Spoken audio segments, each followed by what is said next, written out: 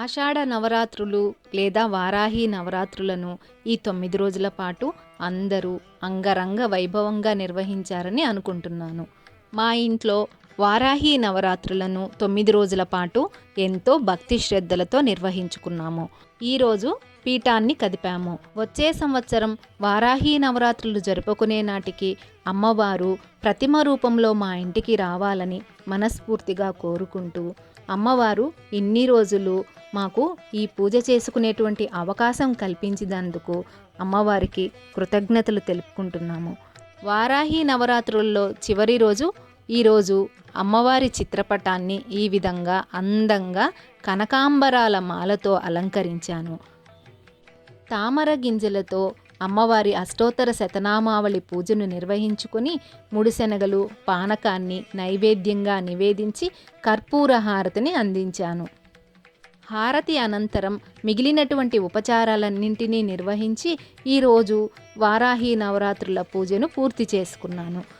దీపాలు కొండెక్కిన తరువాత అమ్మవారి చిత్రపటాన్ని కదిపి ఉద్యాపనను చెప్పాను.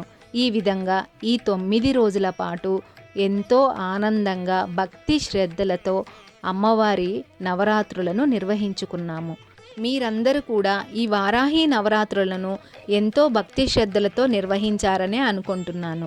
ఏవైనా ఫోటోలు తీసి ఉంటే ఆ ఫోటోలను ఇన్స్టాగ్రామ్లో షేర్ చేసినట్లయితే మిగిలినటువంటి మన సబ్స్క్రైబర్స్తో ఆ ఫోటోలను షేర్ చేసుకుంటాను.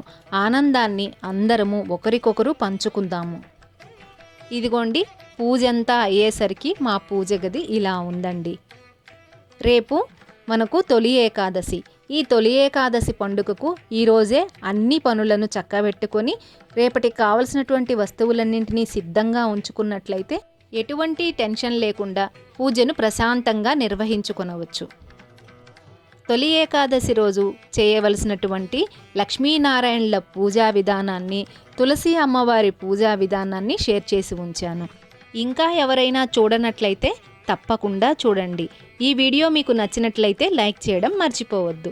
మరొక మంచి వీడియోతో మళ్ళీ కలుద్దాం. అంతవరకు సెలవు.